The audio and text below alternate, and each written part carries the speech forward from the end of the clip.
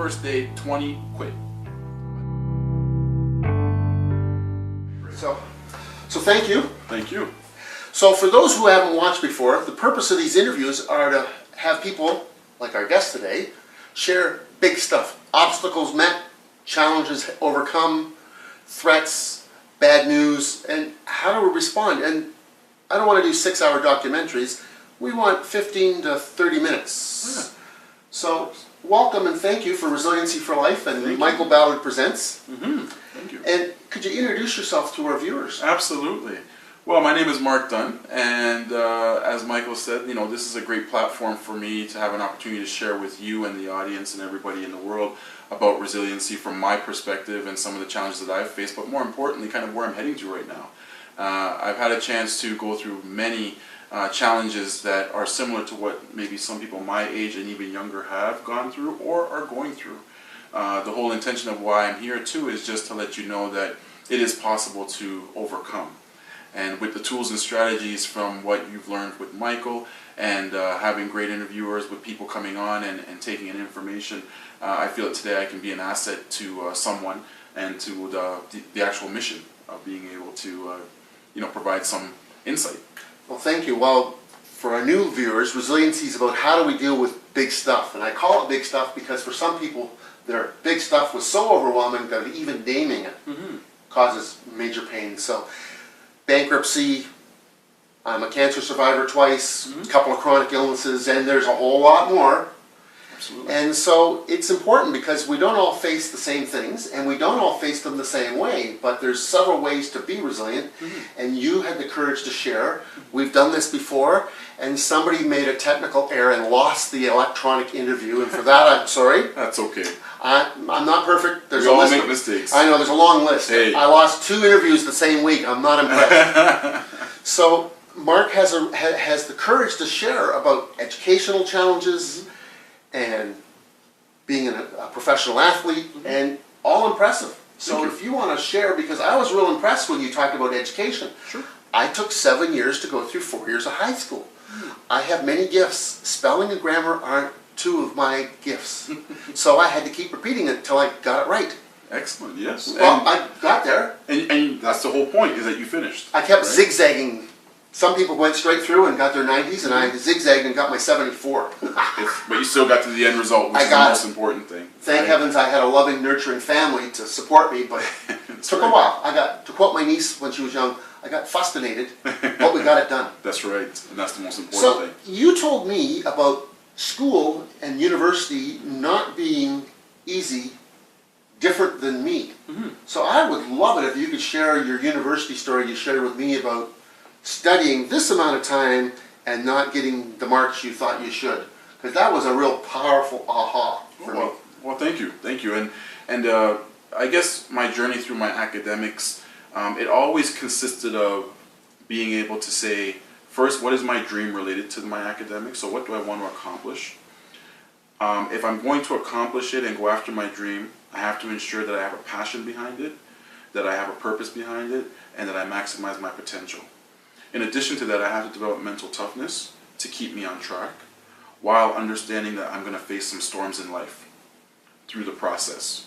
And if I'm able to get through the storms of life, I'll be able to have the faith and courage to continue to move forward to then obtain the results. Yes. So if I were to put that together in a synopsis related to my educational pursuits, it started off in grade 7, where I can remember easily that I was reading at a grade 3 or grade 4 level at the time, and I was placed in remedial courses or classes in public school from grade 4 to grade 7.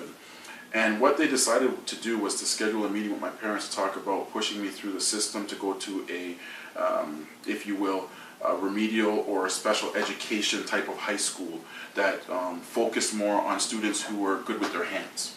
Not to say those professions or careers are not worthy or I'm demeaning them, No. but that's not what I wanted, because I had a dream for something else. So I stayed focused on my dream. So they had that meeting, decided that they wanted me to go to this high school, which I did. My parents agreed.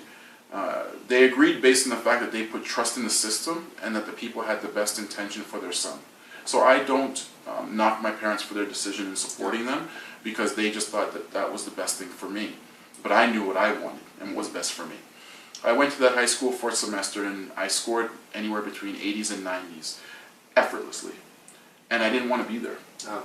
I came home after the first semester and said, Dad, I would like to transfer and go to a regular high school with all my friends. And that school that I wanted to go to was a great school because all my friends that were there I grew up with. Mm-hmm. But when I got the chance to transfer, the remedial courses followed. So I never really had a chance to remove myself from that. So as much as life, you are able to change and go through things in life where you're moving on, you have to ensure that you're dealing with the stuff from the back end or it will follow you. In this case, it followed me. So I was able to go to my regular high school from grade 9 to grade 13. And in between that time, from grade 9 to grade 11, I was taking what they call now remedial courses mixed with applied courses today. Back then we called it basic and general. And those basic and general courses really hindered my vision of wanting to go to university. But I realized that I still had that passion and drive to want to do it. Yes. So during that process, I had a meeting with a guidance counselor in grade 11 and grade 12 to talk about future options related to careers. And I remember that conversation that came out of it where he had said to me, I think you'd be good being a gas attendant or a welder. And I said, I don't think so. I said, that's not what I want, sir. I said, if it's as good for all those kids out there to read those brochures and those booklets on university and college, that's what I want. Mm-hmm. But you can't, he said, because your grades don't allow you. You took basic courses and you took, your general courses or remedial and applied. And I took that example from him as a piece of the storm that I was going through. So I had to prove something to myself without my parents or anybody else knowing. So after that meeting, I decided, you know what? Let's just get through the rest of the year. I hit grade 12 and grade 13 where I was able to take now the applied courses. When you were going to apply for university back then, or college, you needed what they called OACs, which were basically university or college prep courses to help you get in. I never had those. So, this sounds very familiar.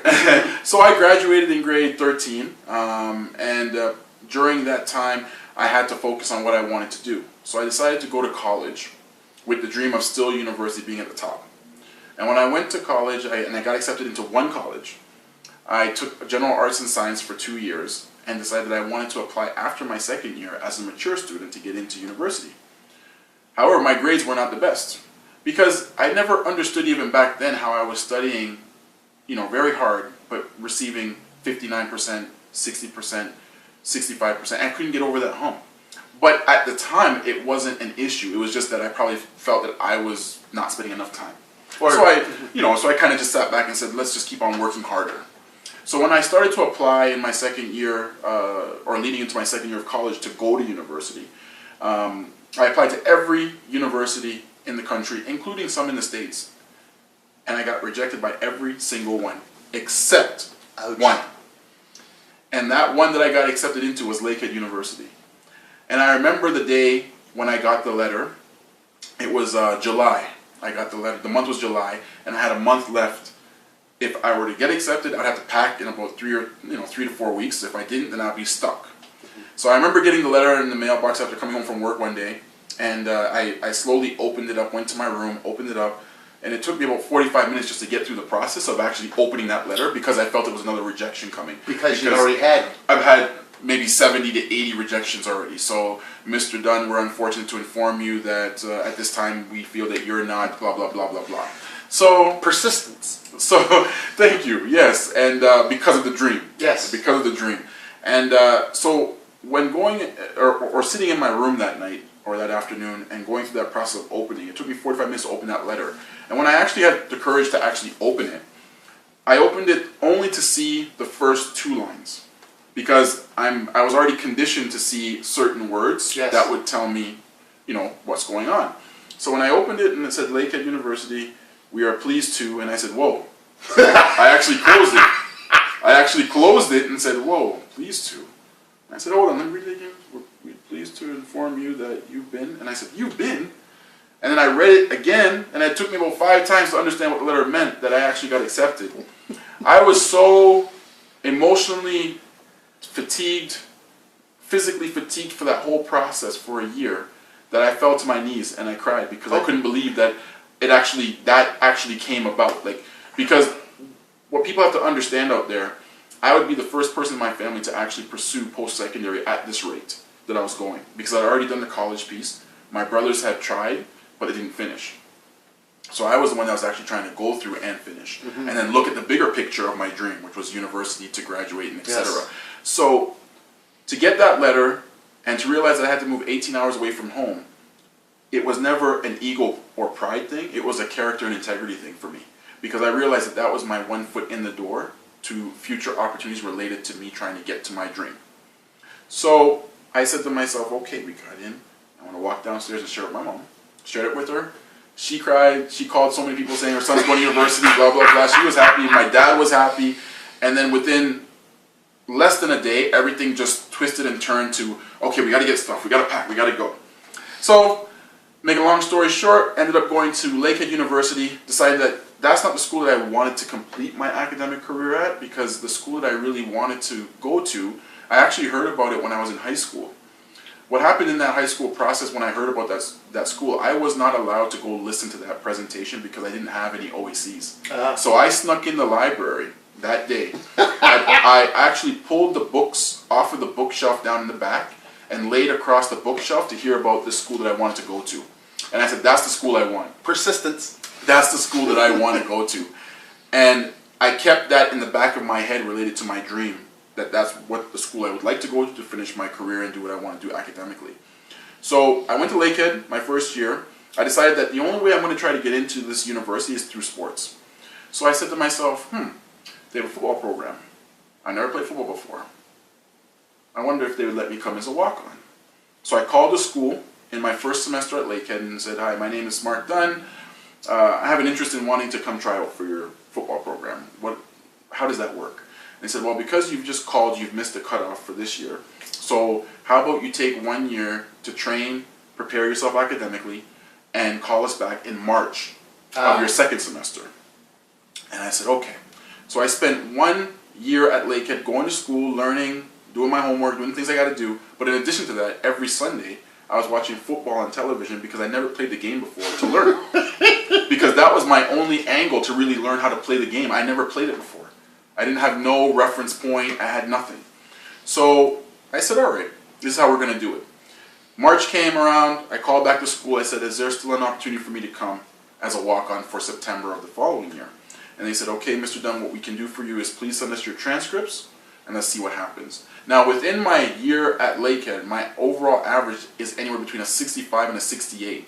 The cutoff for Carleton at the time is 65 to 67. And I'm in competition with hundreds and thousands of other people who have the average going beyond that.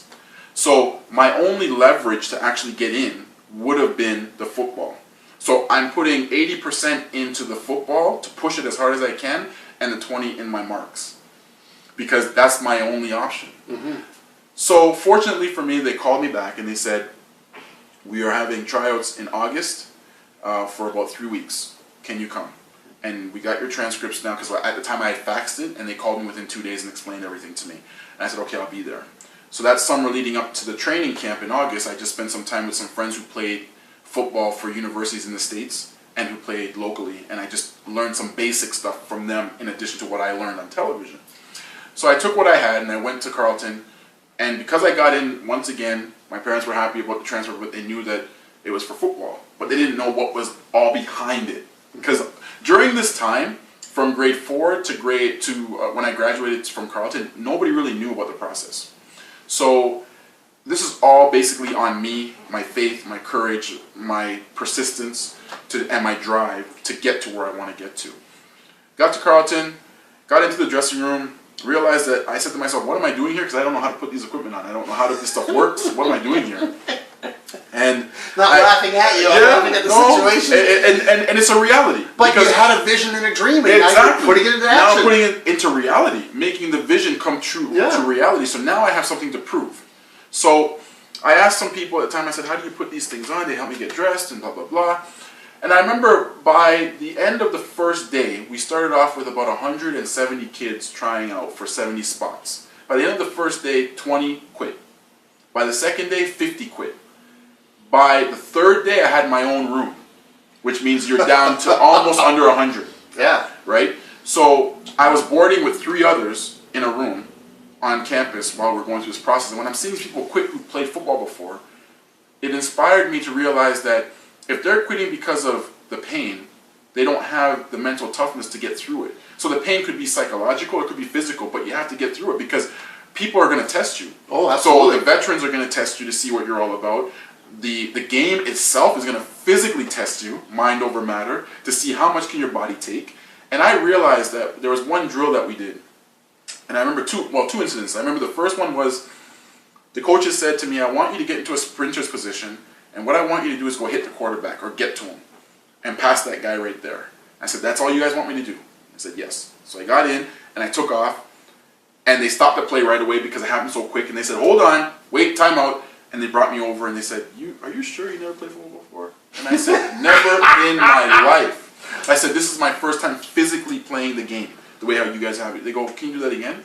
I said, okay, I'll do it again. And I kept on doing it for the 3 weeks of training camp. I kept on doing it. And people started to catch on that this guy never played before, but then they started to see things that were like, it's odd.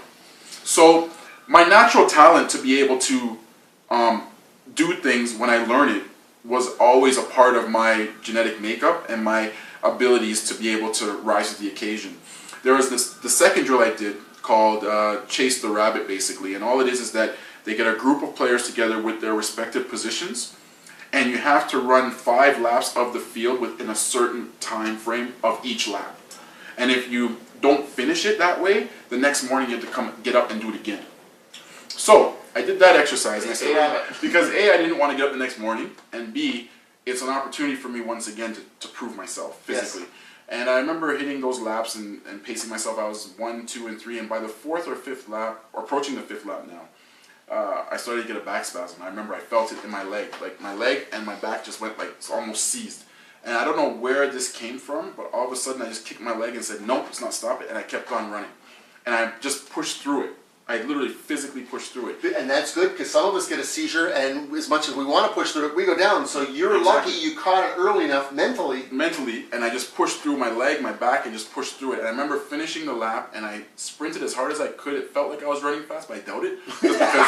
Because I was just drained. And I collapsed at the race at the end of the line. I stayed on my back, and I remember the first 2 that were in front were 2 veterans of the team who were in their last year. So I said, if I can keep up with those guys, and I'm just trying out, I'm doing all right. Yeah. So, looking at the football experience, I actually had a chance to make the team, and I played 3 years, 4 years there, 3 or 4 years there, and my academics at that time were also still a challenge for me. Yes. In my second year at Carleton, what I learned was that I had to go and do an assessment because I still didn't understand how I took 2 to 3 weeks of studying, and I could not, for the life of me, get past this barrier of a 60 or 65 or 58 or whatever, because I was spending 2.5 weeks studying. So if the exam schedule went up today, I would start on the weekend getting my notes organized. Then the second week I would start, or next week I would start doing, okay, we've got all these notes here, we got our readings here, and then start.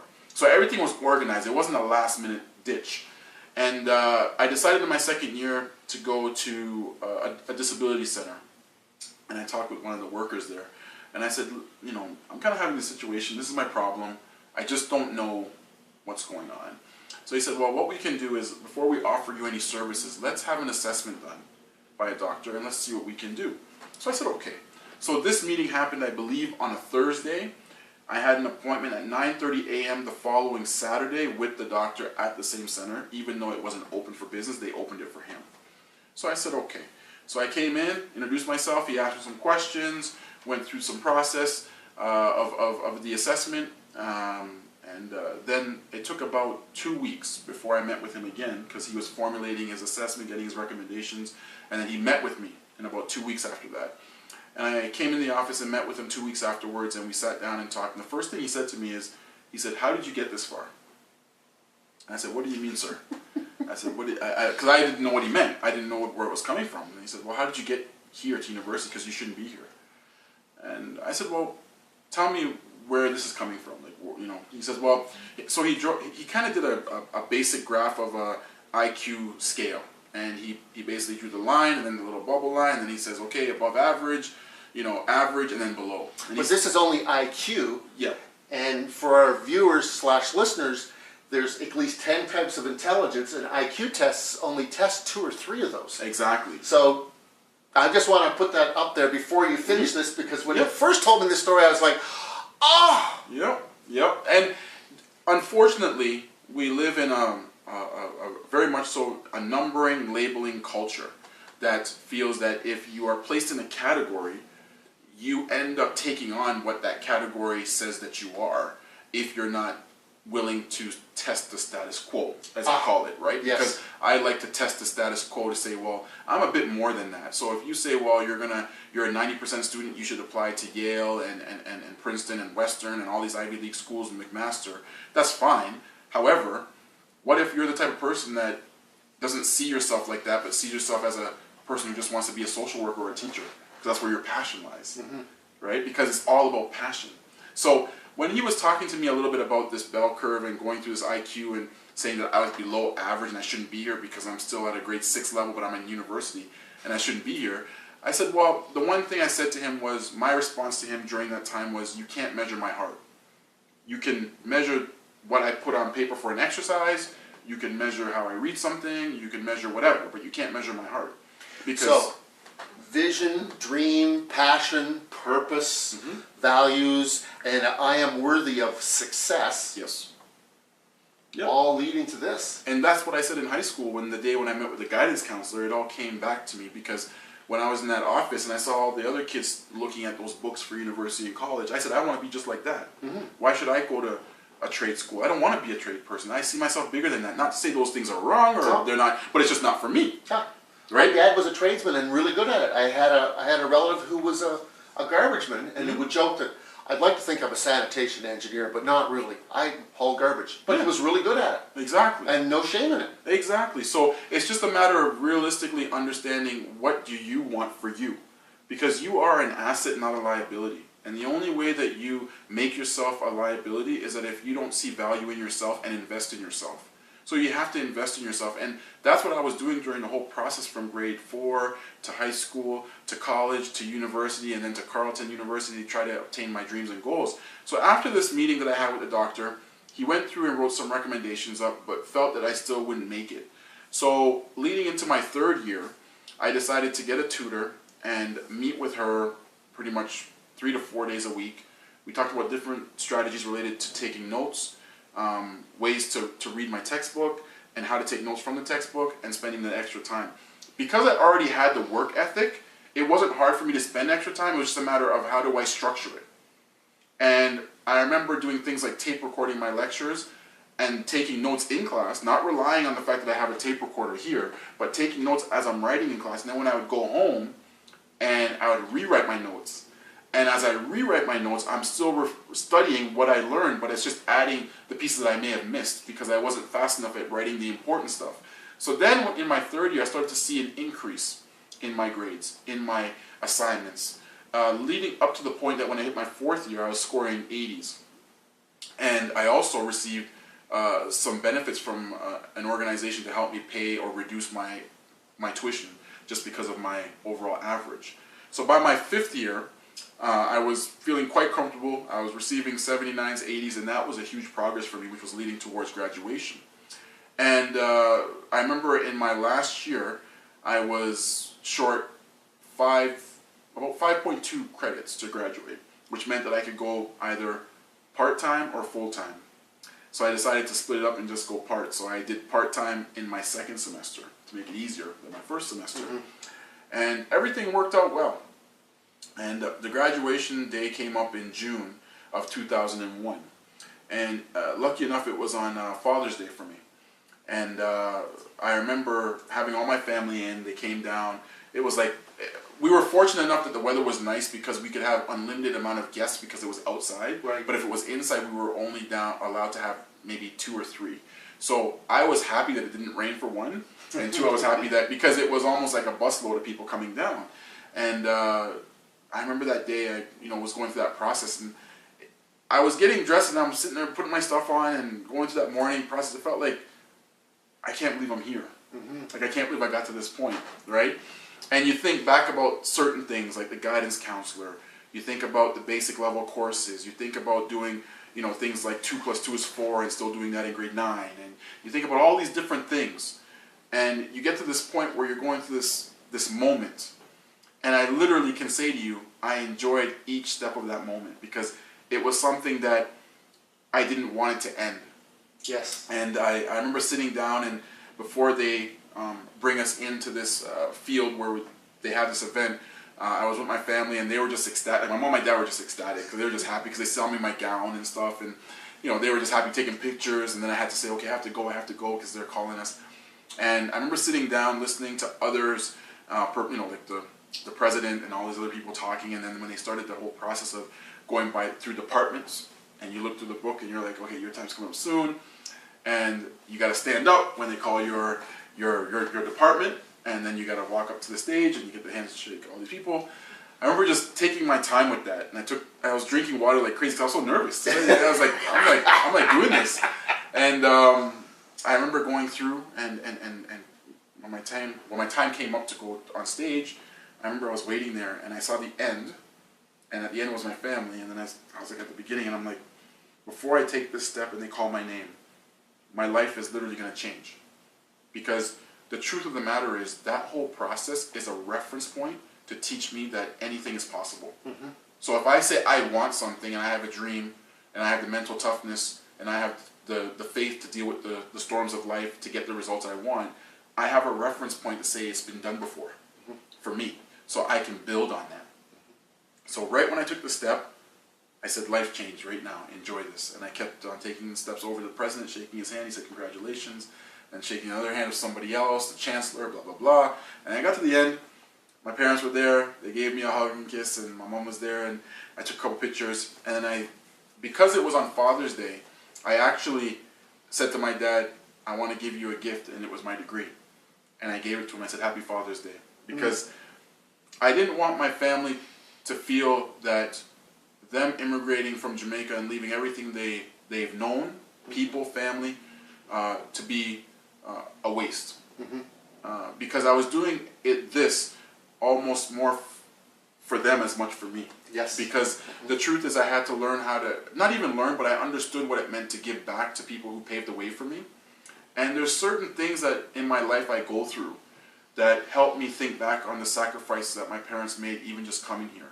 Like things like, for example, not being by their bedsides of their parents when they passed away, but they had to fly out there to go see them and bury them. Those things take on a whole new meaning for me. Yes. It might not appear that way, but it does because I take it in. Oh, sure. Because they're so far away from that if they left them for me to do better, then there's no way I can't do better. I have to. It's not even a should, it's a must. Mm-hmm. So anything that I do is a must. I must do better. I must put the effort in. I must work hard. I must be driven. I must have passion. It's all a must because I have to ensure that their parents didn't die in vain. They didn't leave their country in vain. They didn't leave their siblings.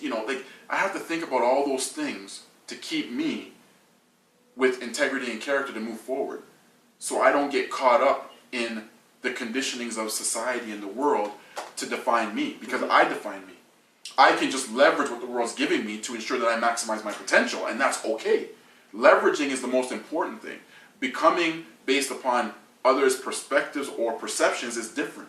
Mm-hmm. So you have to be able to understand, what do you want, and how do you want to plan to go after it, in addition to leveraging what's out there to ensure that you maximize your potential. It all comes down to leverage. So I've learned how to understand the valuable asset of mastering leverage, because the truth is we can't change government, we can't change the economy, we can't change job markets, we can't change people, but we can change ourselves as individuals.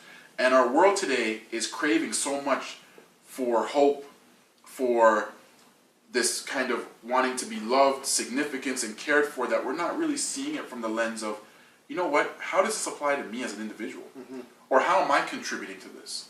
And that's where I believe we have to go from a macro level of thinking to a micro level of thinking, which means we got to go back to the individual, because what you do and how you live your life and those principles and values that you have, that you plant either in your daughter or in a serving someone or helping someone, is what's going to transcend and add to your legacy. And that's what's going to make the world a better place. Exactly. But we can't afford to think about it from the lens of, let's all get together and hug and come together and let's do it. Because you know what? We all have a unique fingerprint and we all have a different reason for being here and we all have a specific purpose. Until we maximize our potential to see the benefits of what our purpose is for us, we can't come from a global perspective to then say we're going to change the world. Because 5 people over here are thinking one way, even though we feel the same, but they're still different. So you have to have a reference point around that. You have to develop that. And then we can have unity. Exactly. So there is a process to progress that is based upon you first. And if you can invest in you first because you are an asset, you can then influence others down the road. So you use different language than me, but I say to people, if you want to have mastery in life, you've got to invest in you. You can't give from an empty well. It's about the me in a little bit of a way before we get to the we part.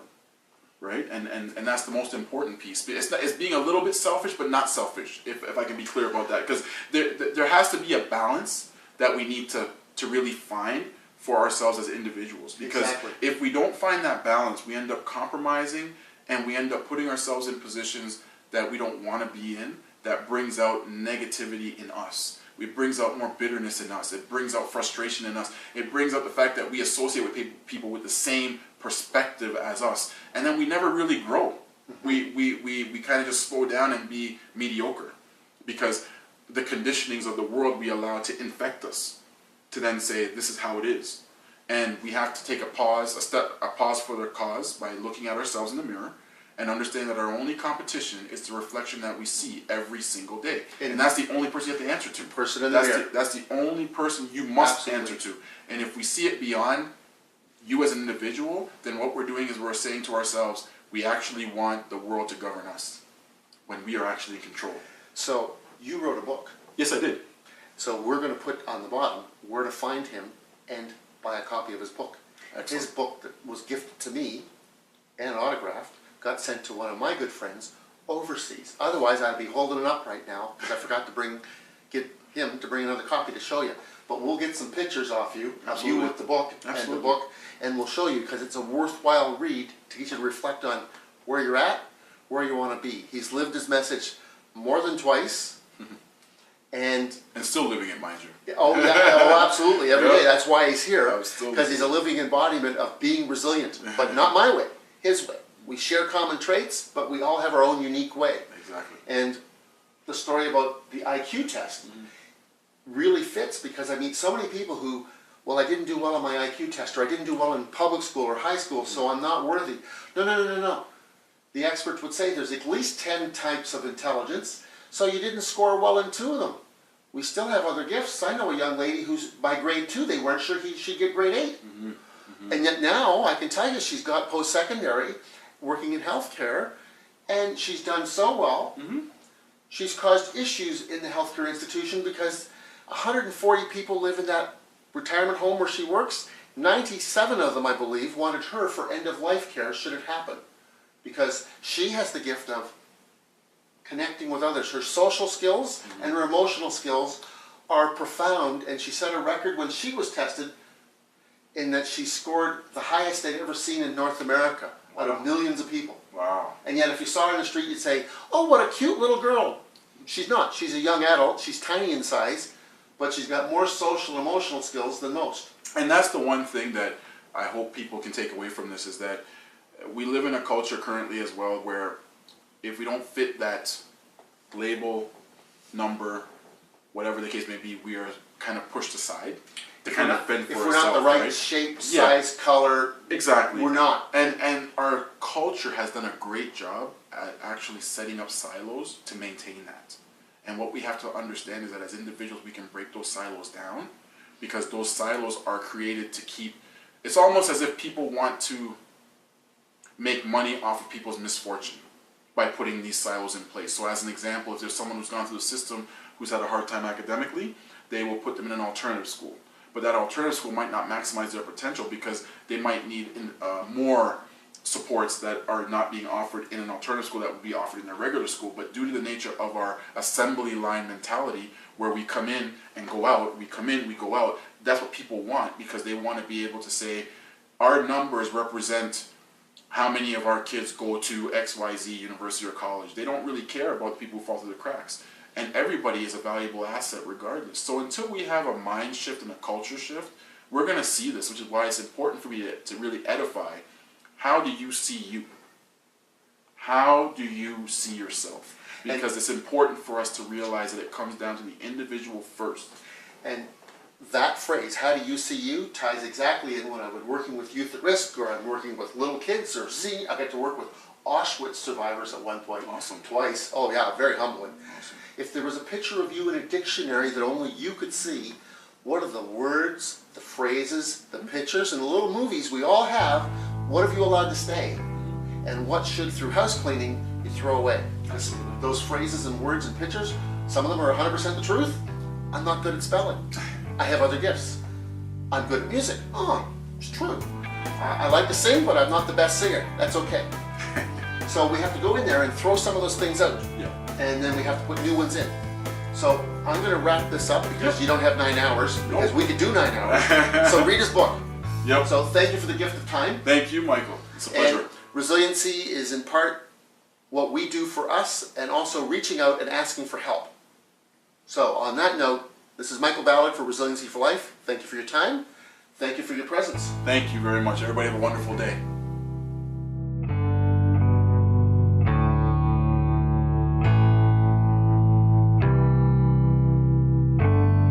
Because you know what? We all have a unique fingerprint.